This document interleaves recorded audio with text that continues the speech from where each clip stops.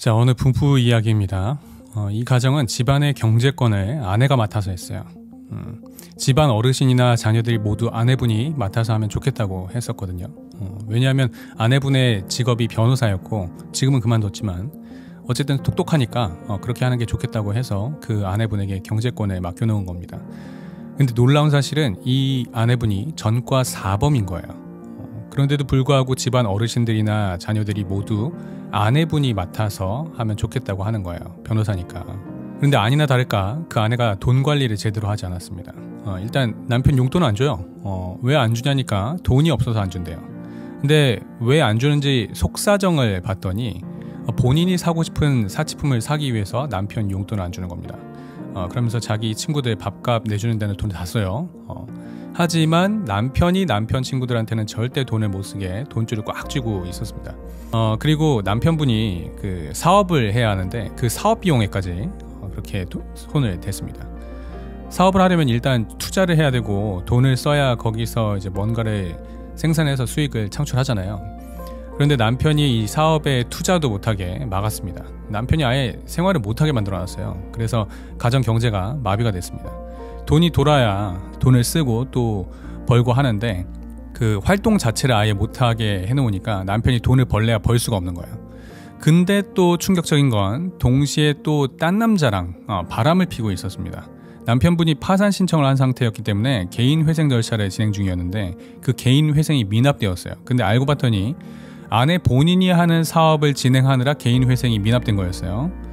근데 알고 봤더니 자신이 이 그 집안 경제권을 갖고 자신의 상간남한테 돈을 갖다 바친 사실까지 드러나고 있는 중입니다.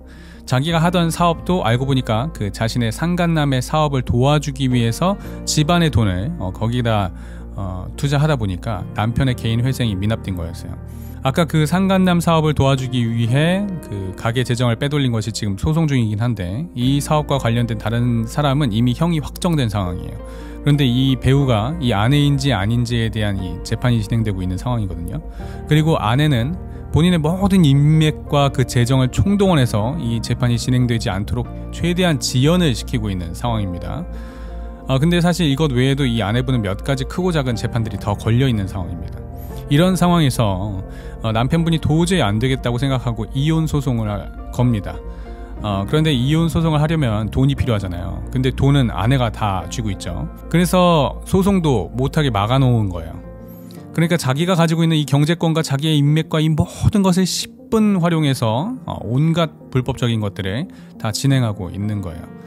그러면서 남편 보고는 네가 하는 게 뭐냐고 계속 들쑤시는 겁니다. 본인이 용돈도 막아놓고 사업비도 안 주고 자기 뱃속만 채우고 있었으면서 계속 남편 이렇게 핀잔 주고 트집 잡고 남들이 있는 데서 다 무시하는 행동을 1년 365일 내내 결혼생활 내내 계속합니다.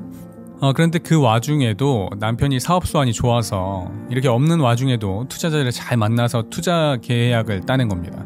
근데도 그 아내는 그것에 대한 성과는 전혀 인정해주지도 않아요. 아내뿐만 아니라 그 가족들도 변호사 아내 말만 믿고 남편이 무능력하다고 계속 핀잔을 줍니다. 그러니까 이 동네에서 남편은 무능력한 남편으로 소문이 퍼집니다. 그러니까 동네에서 남편에 대한 그 평이 안 좋고 맨날 남편이 이렇게 동네에서 지나가면 수근수근거립니다. 자, 그런데 그러다가 사건이 터집니다. 남편이 이런 아내의 악행들을 이제는 도저히 참아줄 수가 없었던 거죠. 너무 화가 나서 사람들 다 있는 데서 욕을 해버린 거예요. 그러니까 이제 이 아내가 어떻게 나한테 욕을 할 수 있냐 그러면서 저 인간은 인간이 아니라는 식으로 몰아갑니다. 그리고 처가댁 식구들도 사위 취급도 안 합니다. 아내는 이 욕을 한 사건의 빌미로 남편을 아주 나쁜 쓰레기로 몰아가는 거예요. 근데 이게 사람들 다 있는 데에서 남편이 저질러 버렸기 때문에 이건 뭐 빼박 증거이긴 하죠.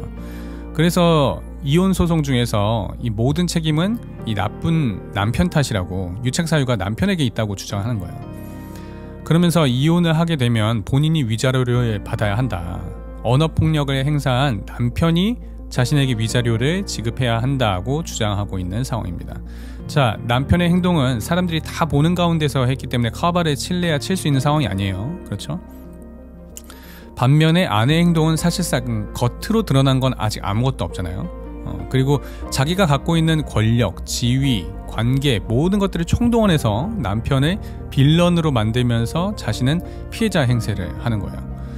그런데 사람들은 아내가 뒤에서 벌인 짓은 모르잖아요. 그리고 눈앞에 보이는 남편의 욕설과 그 태도만 봤잖아요. 그러니까 사람들이 다 아내 편을 들면서 저런 남편이랑은 단 하루도 살면 안 된다고 하면서 저런 쓰레기 남편이랑 빨리 이혼하고 새 살림 차리라고 합니다. 자, 여러분이 보시기에는 누가 빌런 같나요? 남편분이에요, 아내분이에요? 물론 남편도 잘못했죠. 무슨 일이 있더라도 폭력은 행사하면 안 돼요. 그런데 아무리 남편의 행동이 잘못되었다 하더라도 그렇다고 이 이혼에 대한 유책 사유가 정말 남편에게만 있는 건지 생각해 보셨으면 좋겠어요. 자, 제가 지금 어느 부부의 이야기를 말씀드린 것이지만 이건 사실 현 대한민국의 시국을 말씀드린 거예요. 저는 어느 정당이, 어느 정치인이 무슨 일을 저질렀다고 이렇게 직접적으로 말씀드린 적 없어요. 적용은 여러분들이 알아서 하시는 거예요. 들을 게 있는 자만 들으시면 됩니다. 여러분들이 뉴스나 이렇게 각종 기사들을 찾아보시면 아실 거예요. 그러면 지금 남편이 누구인지, 아내는 누구인지, 상간남은 누구인지, 투자자는 누구인지 자연히 아실 겁니다. 잘 모르겠으면 찾아보세요. 퀴즈? 근데 정답은 알려드리지 않습니다. 각자 알아서 적용해서 찾아보세요. 자, 그럼 다음 영상에서 만나요. 샬롬.